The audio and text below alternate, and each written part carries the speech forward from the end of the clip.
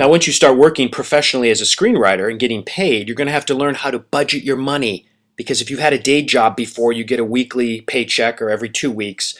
But it's not quite the same when you're working as a screenwriter. There are the step deal payments, which means you get a little bit of money up front and then money for every draft, and the rest of the money if and only if and when the movie goes into production. Usually on the first day of production, you get the rest of the money.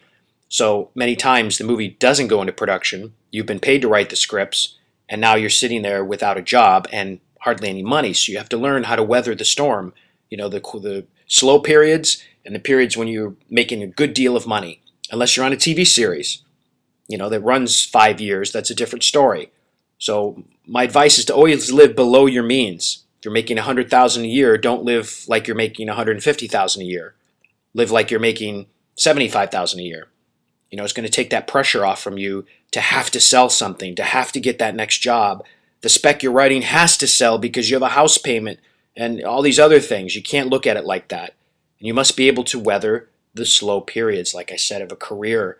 These ups and downs, you don't want them to shake you out of the business. You want to stay in the game. And you need to be able to live on it until your next job. And if not, you'll have to go back to your day job or do something else instead of screenwriting or while you're screenwriting. And so over the long haul, it's best to live a simple life so you can live out your passion of screenwriting. And the key is low overhead.